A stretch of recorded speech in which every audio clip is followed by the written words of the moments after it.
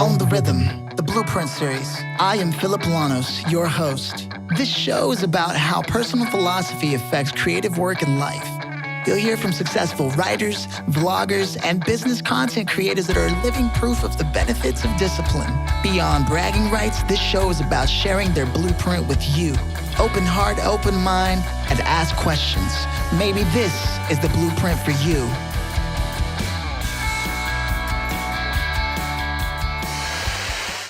This episode's guest is Joe Pulizzi, the founder of Content Marketing Institute, which is the leading education and training organization for content marketing.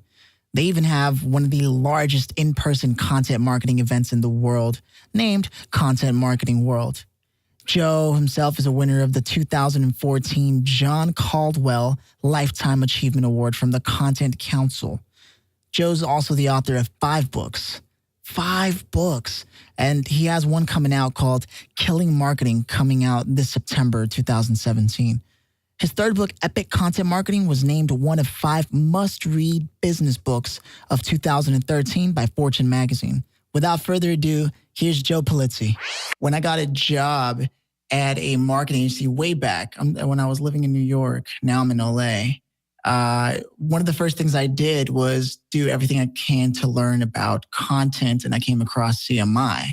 And I remember going, oh, wow, this is kind of cool. There's a whole institution, certificates, the whole shebang. And of course, I used the CMI blog as a resource that often was the source of my promotions. So thank you for that. Well, even if you're making it up, I still like it. So thanks. I appreciate it. I've got to be. Yeah, go ahead. No, I appreciate it. The team has been great, and I'm glad that you found some value in it. And that's what we do. That's exactly what we're supposed to do. So. It's like one of the main reasons I remember pitching to the company that we get you to come in as a speaker to talk to the team as a whole. I was in charge of the culture a lot of the time at the company, and that was one of the things. And of course, as with any big organization, they start talking about budgets and planning, and somewhere along the way, the bureaucracy gets in the way of things. Yes, it does. It seems to always happen that way. So right, but now I get to do this, and I think this is a lot cooler. It's a cool medium. I know that you have 2 podcasts, correct? I had to. I just killed the Content Inc. podcast. I got to 200 episodes. That was the goal. And now I'm focused 100% on the This Old Marketing podcast. So amazing. So one's enough.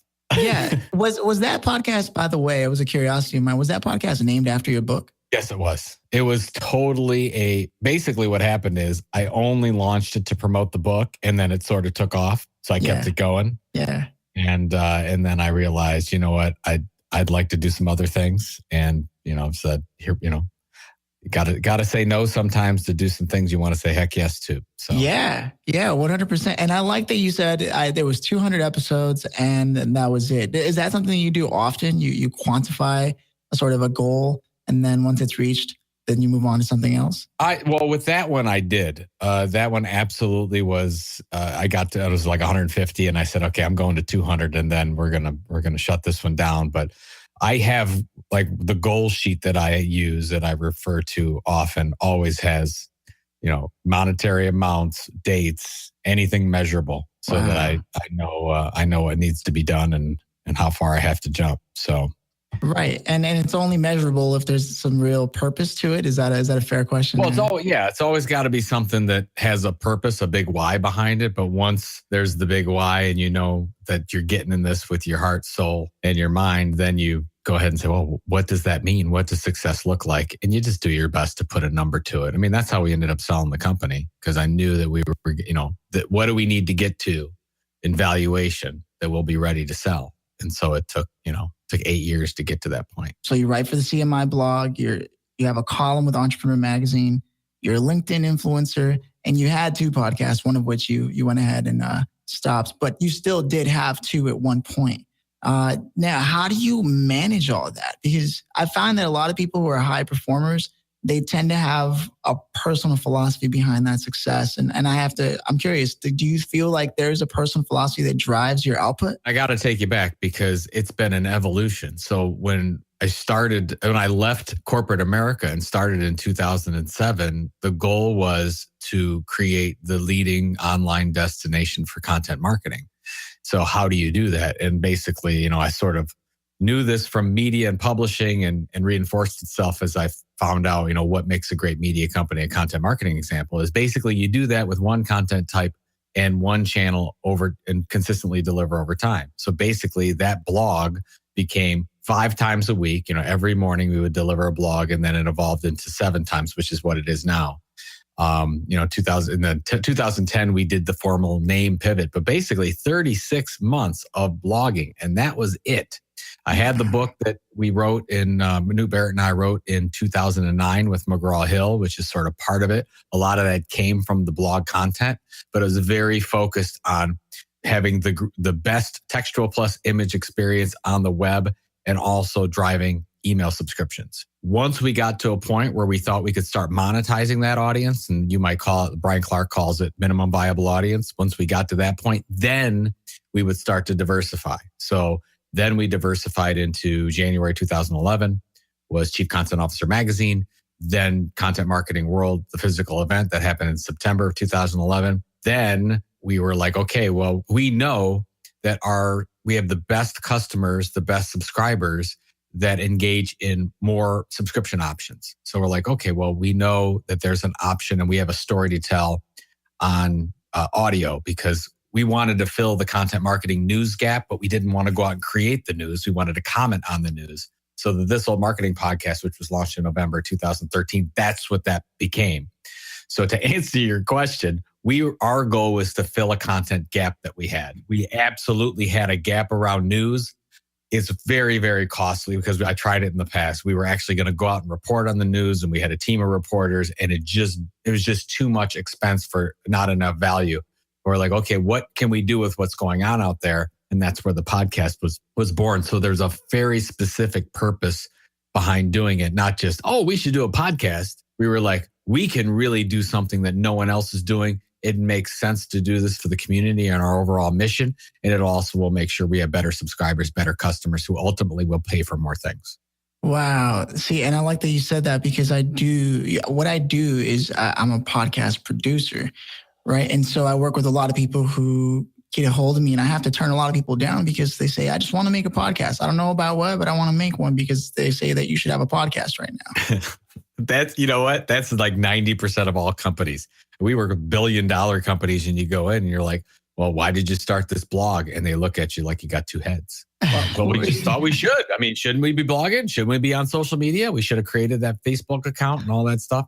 And most of the people don't know why they're telling the story. Most of the time they're telling the story for themselves because they feel they need to, and they're not focused on who is that particular audience and what value are you trying to deliver, and they can't get out of their own way. Oh, I love that. So can you just elaborate a little more on the idea of story? Because right now, ironically, story is a buzzword. Everyone's like, what's your story? You've got to have a story. But I feel like not enough people understand what story really means, or if it derives from the audience first, or if you have a story and you share it and then you find an audience. Yes. I mean, everybody loves stories, right? But you need to take it out of marketing for the most part, because I'm one of those people that, even though I use storytelling, I probably am one of the culprits for using it too much. I try to back away from that, because what I really want to focus on is who is that very specific audience that you can make an impact with. Now, whether that's through telling differentiated stories, that's one way to do it. It doesn't have to be a story, though. It's sometimes helpful to do that because people like stories, but really what we want to do is we want to deliver on their pain points. That's the number one thing. If that means it's a bullet point list and you're not telling a story, fine, so be it. Doesn't matter.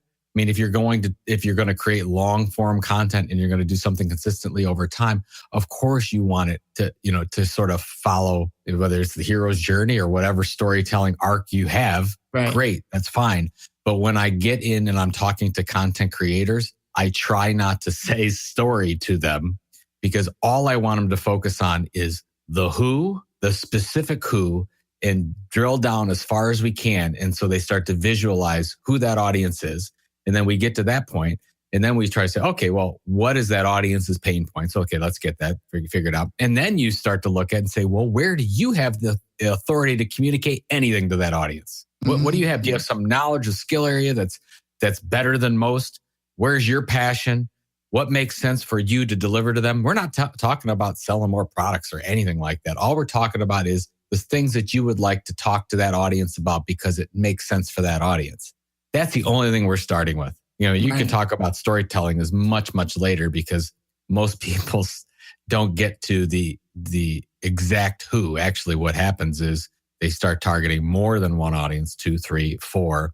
The content becomes watered down. It's never relevant, and nobody ever pays attention to what you're saying anyways. See, I like that, especially in the world of today, like you said, with social media. We should have had that Facebook page for who? For what? That's it. Like creating the content is like step 7, right? I mean, most of the businesses actually doing any kind of content marketing out there actually don't have they don't have a strategic plan behind it. So they're just creating lots of stuff. They're doing a lot of cat videos or whatever they're doing, right? Doesn't matter because nobody's paying attention anyways. And everybody thinks there's more clutter than ever before, but actually it's still relatively easy if you focus on the right audience and consistently deliver over time because so many people are doing it wrong. You bring forward the idea of virality, and everyone wants to have a viral video or a viral post, or it's just. I always say viral happens after 10,000 pieces of amazing content. So don't worry about viral and who cares. I like that. I'm a fan that you said content is like step 7. I'm going to use that for the introduction. It is. We always start with it. We get distracted. I call it the disco ball of social media. We're like, oh, we got to tweet. We got to be on Snapchat. No, we don't. We don't. Actually, we want to start saying no to more things than we say yes to and be very focused and very specific. And then once we build a minimum viable audience, then we can go ahead and diversify. The way you did with the email subscribers so that you can monetize it and then move forward. Exactly. Actually, all you need to start with is you need that one channel. You need to have an email component because you want somebody to opt into your content. And you can roll like that for a long time. You don't have to do much else beside that for a while. We're just seduced by thinking we have to create more and more content for different channels. And usually it's just a waste of time and energy. I see. So speaking of time and energy, I mean, you seem to have a lot of it. You sound like you're upbeat. Maybe you slept more than usual. I don't know this per se. But how do you do it, man? Because you write a column for Entrepreneur Magazine. I even want to ask you about that. But before we go there, you get up in the morning and your feet touch the floor. What happens? I have to get my cup of coffee, man. That's number one.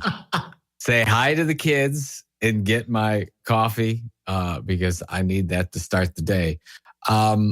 Before you get into email, before you do anything else, you got to review your goals. That's the one thing. Like if you had asked me, Joe, what has been made such maybe the largest impact in your life, it's through a series of books like Think and Grow Rich from Napoleon Hill, 7 Habits, Stephen Covey, 10X Rule, Grant Cardone.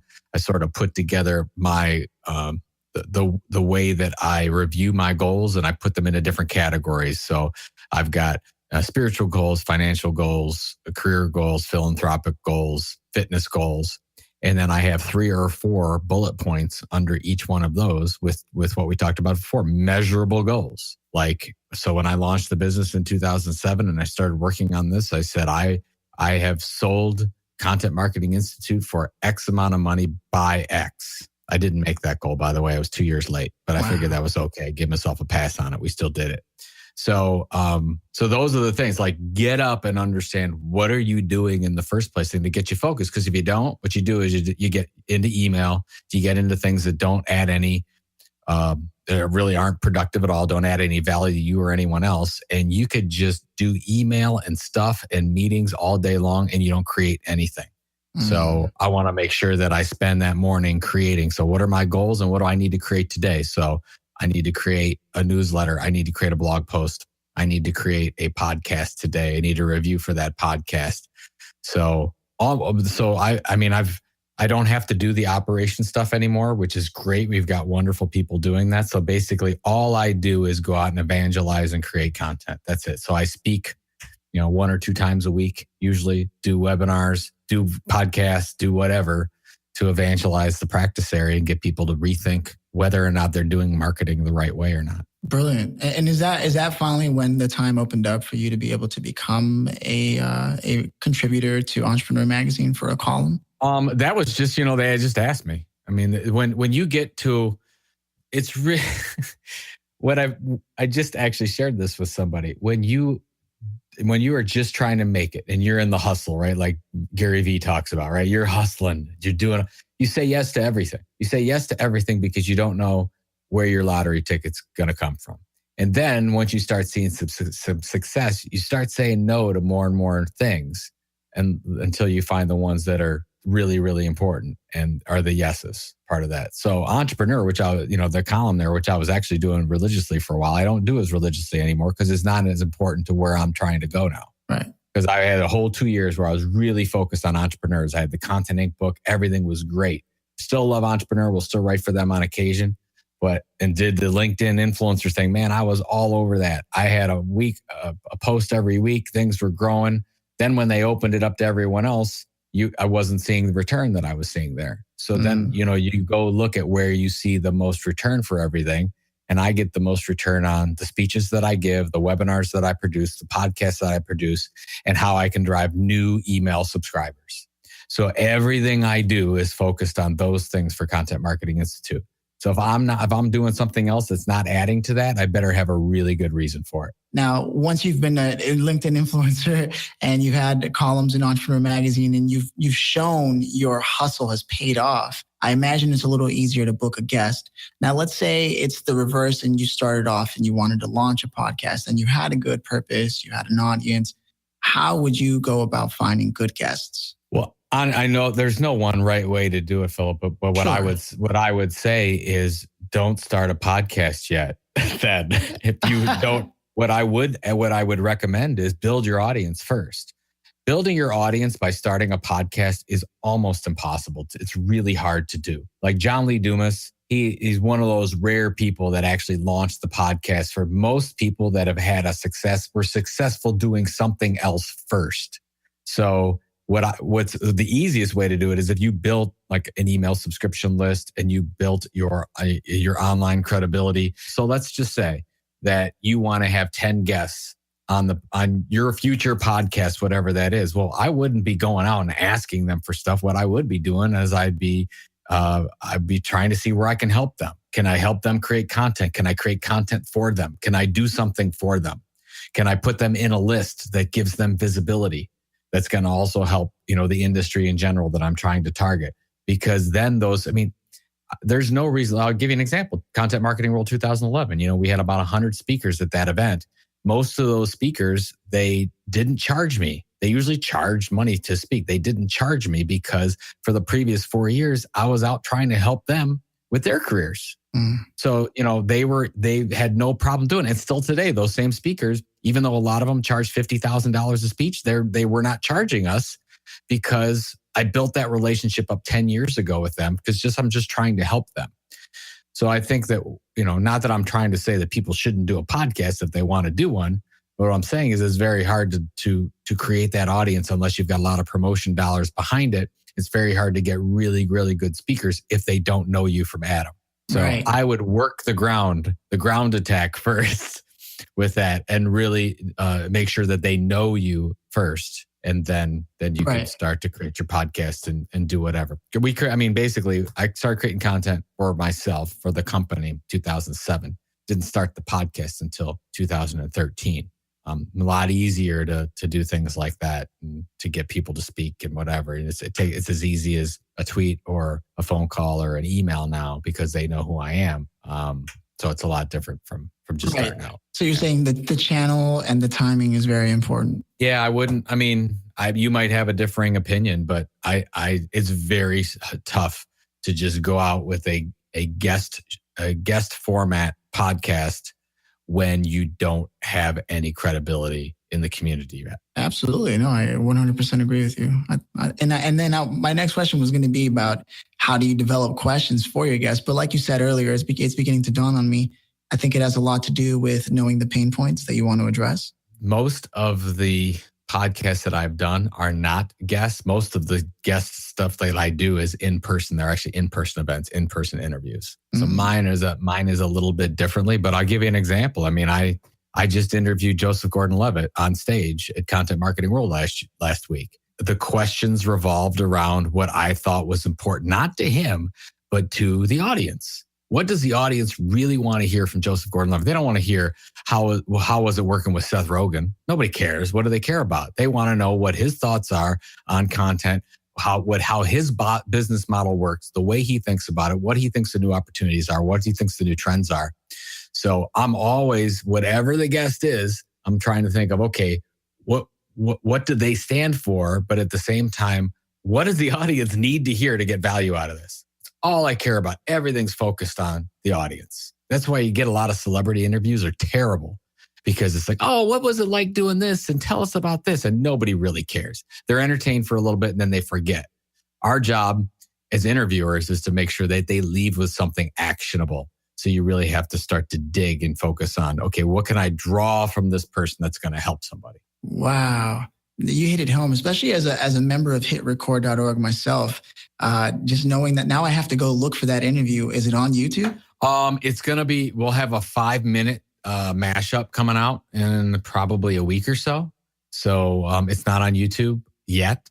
But it will be, but it'll only be 5 minutes, and it'll probably be a portion of his speech as well as the Q&A that he did. Because I was really interested in his business model and what he was thinking of. And I sort of convinced him that I think Google's going to buy his company someday. So wow. And you know what? I would agree. I'm actually thoroughly invested in finding and seeing this interview that you did.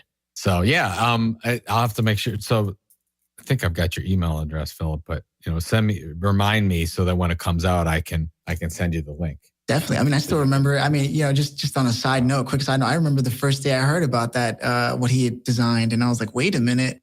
And so sure enough, it's paid off tenfold. He's brilliant. He doesn't know what he has. There's so many ways to monetize it, but I get it. He hasn't focused on monetization yet, but probably the time is now. So yeah. And speaking of things coming out, and I think I read that you had a new book coming out called Killing Marketing. That is correct. Actually, it launches next week. So yeah. So what are some ideas that like a reader could expect to come across?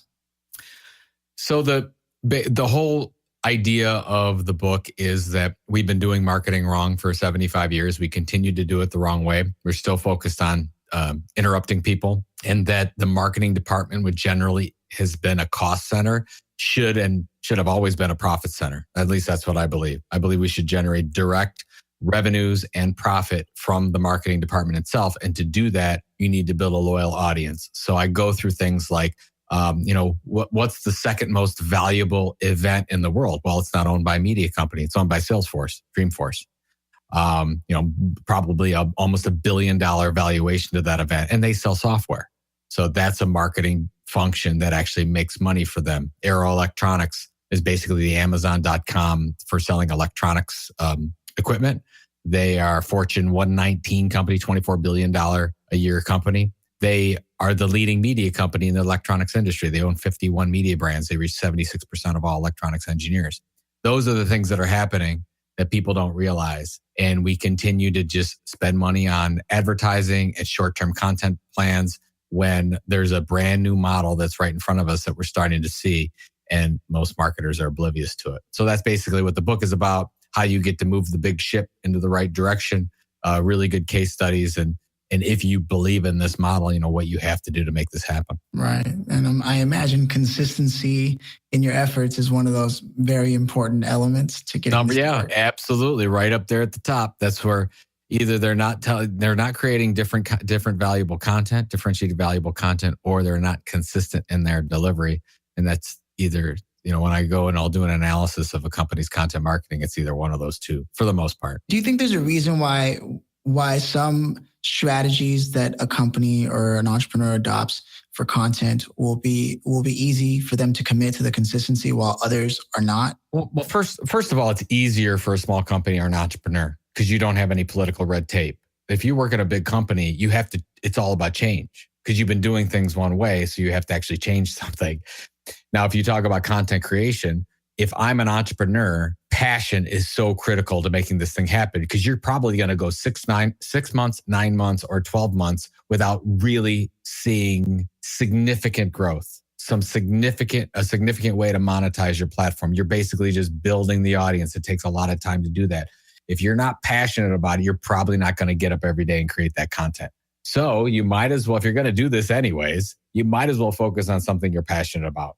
And I think that's why a lot of entrepreneurs do, because you're like, hey, I don't want to work for anybody. I want to do something fun. I want to do something interesting that gets me excited in the morning. So that's where passion plays such a key. Then you go into a corporate environment, not a lot of passion going on. Now they're pretty much doing their job. They're getting the pay, and it's fine. I have a lot of my friends do that. I used to do that. I just don't want to do it anymore. I made a choice not to do it, and I'm never going to do it again. So I respect that. So step 1 is passion. Step 2 would be consistency, and somewhere along the way, step 7 is the actual content. Is actually creating content. But honestly, the whole thing that we're talking about, everything evolves around: can you be of value to somebody else? That's it. And then that somebody else happens to be an audience. And that as you find more and more of those somebody else's that sort of all have the same pain points, you actually get an audience that you can monetize and you can sell things to. It'll start with a sponsorship, and then it'll start by maybe you'll launch a product. And I mean, that was my book in 2015, Content Inc. That's all. The whole thing was a business model about creating an audience first and then launching products second, not coming out with a product and then trying to get it to market, which usually fails anyways because you're going to have to pivot. Because you found out that that's not what the audience wanted. That's not what that customer base wanted. Well, you might as well just build the audience first, and the customers will tell you exactly what they want to buy, and then you can create that. Okay. No, that's gold. Wow. Joe, people hear it over and over again, but I think it helps to hear from someone who has legitimately achieved heights that others would have hoped to have achieved. And when you hear it from, on the way back down, when someone's sending the elevator back down and they let you know that that's what it's going to be like on the way up, I think it comes across a lot better. Yeah, it's absolutely. So anybody, I'd say it's absolutely worth it, but it probably takes longer than you think. I mean, that was my thing. Like I almost gave up on it after 3 years. Oh, wow. No way. Yeah. To September 2009. I remember the day we had a big client or a big customer that was paying some money. The best case study ever. They stopped. They said, oh, we don't want to do it anymore. We want to put our money somewhere else. And I'm like, oh my God, this is not going to work. Got to go back and find a job and all that stuff. But we gave it another chance, did a pivot. Content Marketing Institute was launched in May of 2010 and everything changed from that moment on. But that's because I was not listening to what the customers wanted to buy. I was focused on what I wanted to sell. But this is interesting because I found that there was a point in time where when I moved away from working for someone and started working for myself, there was a moment, it was pivotal, where it didn't look like it was going to work out. And almost the minute I committed and said, you know what, whether it works out or not, this is what has to be done. I have to live this. This was my goal. I've got to go for it. The minute I made that commitment 100% internally, suddenly everything started turning around. That's absolutely true. And the same thing happened because I was dabbling in so many things because I thought that I should diversify I'll do a little consulting here and I'll create this little company over here. Actually had about 3 different companies working at the same time. I was scatterbrained all over the place, wasn't great at anything. And then finally, just like you, made the decision to say, what do I really want to do? Where do I really want to make an impact with? Focused on the one thing. That became Content Marketing Institute. And, focus gets you a long way. Man. And that's, focus, passion, what do you call it? Grit, right? It's just because you just outlast everybody else because most everyone else has given up by then. Yeah. You're the one, right. You're the last one standing and you reap all the rewards from it. So I can say that now because I've been through it, but a lot of people are like, no, I don't want to go through it. A lot of people don't want to go through it. It's hell.